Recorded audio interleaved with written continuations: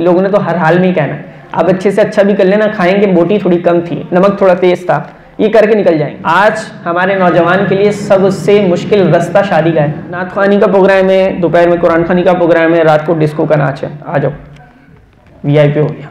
हज़रत Abdurrahman bin of रज़ियल्लाहु तआला अन्हु हाजिर हुए। अब हज़रत अब्दुर्रहमान बिन औफ उस वक्त के अमीर साहबी रसूल में से थे।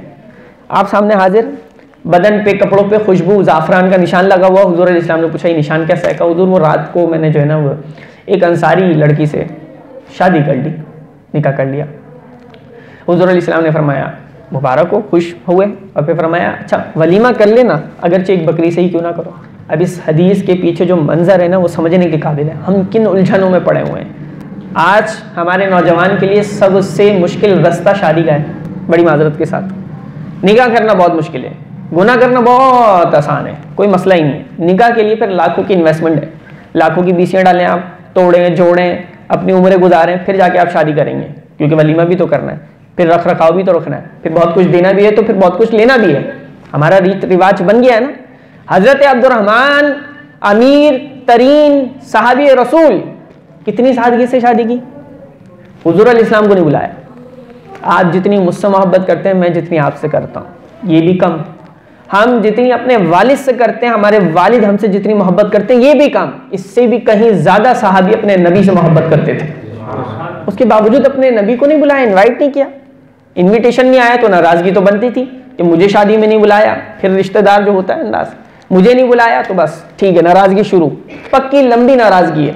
शादी में नहीं बुलाया, वली में नहीं बुलाया, अच्छा बुलाया तो सही से ट्रीट नहीं किया, तवज्जो नहीं दी, इज्जत नहीं दी, पूछा नहीं, इसी में जिंदगियां गुजर गई। हुजूर अलैहिस्सलाम जलीलुल कदर नबी जिन पे अपनी जान निछावर करते हो उन्हें शादी में नहीं बुलाया, और हुजूर अलैहिस्सलाम ने शिकवा भी नहीं किया। इसका मतलब समझते हैं? इसका मतलब ये है कि उस वक्त शादी करना कितना कॉमन और आसान था कि बस बंदे ने अपना ईमान मुकम्मल कर लिया, आधा ईमान शैतान से बचा लिया। इतना आसान करना था निकाह, कोई मसला ही नहीं था, इसलिए कोई शिकवा नहीं था, कोई शिकायत नहीं थी। आज हमें लंबी फहरिस्त चाहिए होती है, फिर जाके शादियाँ होती हैं। शादी में कोशिश करें सादगी अपनाएं। लोग क्या कहेंगे इसकी परवाह छोड़ें कि भाई खुशी नहीं थी क्या ऐसी सादगी से कर ली, पैसे नहीं थे क्या ऐसी सादगी से कर ली। लोगों ने तो हर हाल में ही कहना आप अच्छे से अच्छा भी कर लेना, खाएंगे, बोटी थोड़ी कम थी, नमक थोड़ा तेज था, ये करके निकल जाएंगे। तो लोगों ने तो बातें बनानी है हर हाल में। हमने अपनी नस्लों के लिए क्या करना है? हम अपनी नस्लों के लिए जो कांटे लोगों ने बिछा दिए ना, जो मीडिया ने, सोशल मीडिया ने फहाशी आम करके कांटे बिछाए हुए हैं कि भाई फहाशी को बूस्टअप करो, जज्बा उसके दिमाग में नौजवान के फहाशी पे अमल करने के लिए, और निकाह को मुश्किल कर दो, अब वो कहाँ जाए भाई। तो हम कम से कम ये जिम्मेदारी उठाएं कि हम अपनी नस्लों के लिए निकाह को आसान करें, और आसान से आसान तरीन करते चले जाएं, ताकि हमारी आने वाली नस्लों के ईमान महफूज रह जाएं। ये बहुत ज़रूरी है। तो मामलात को सादगी की तरफ लेके जाने की कोशिश करें, लोगों की परवाह करना छोड़ें लोग क्या कहेंगे, और मोहब्बत तहम्मुल से करना शुरू करें। अच्छा एक और भी ट्रेंड होता है भाई, वो सुबह में कुरान ख़वानी रखवाई है, रात में क्या होगा, वो फंक्शन है, ज़रा थोड़ा बाहर थोड़ा ठुमके भी लगेंगे तो झुमके भी लगेंगे, ये बड़ी बरकत हो गई भाई। और माशरे में ये हो रहा है ना, सुबह नात ख़वानी का प्रोग्राम है, दोपहर में कुरान ख़वानी का प्रोग्राम है, रात को डिस्को का नाच है, आ जाओ, वीआईपी हो गया। ऐसे बरकतें होंगी घर में, पहले बरकतें लाओ फिर बरकतें भगाओ, ये कौन सा फार्मूला है? तो खुदारा हम गौर करें हम किस रविश पे चल रहे हैं। बरकत है तो फिर बरकत ही है, फिर कुछ और नहीं है। जहाँ अल्लाह और उसके रसूल की बरकत का नुज़ूल हो गया तो फिर हम वही चाहते हैं कि वहाँ बरकतें रहें।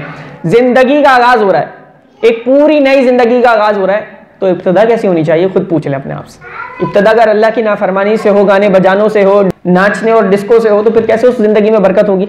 फिर आप देखें केसेस उठा के कुछ महीने बाद फड्डे हो रहे हैं, और मामला क्या हुआ भाई, तलाक तक की नौबत आ गई। क्यों हुआ ऐसा? आपकी ज़िंदगी में बरकतें क्यों उड़ी? आपको नज़रें क्यों लगी? क्योंकि आपने शो ऑफ बहुत किया है, दिखावा बहुत किया है। तो इसलिए मैं बार बार रिपीट कर रहा हूँ, क्या करें? सादगी से, सादगी से करें। अल्लाह ताला बहुत बरकत अता फरमाएगा, ज़िंदगी में दिल में सुकून आ जाएगा, लोगों की नज़रें भी नहीं लगेंगी, नज़रों से भी बच जाएंगे, और बहुत कुछ अल्लाह ताला करेगा।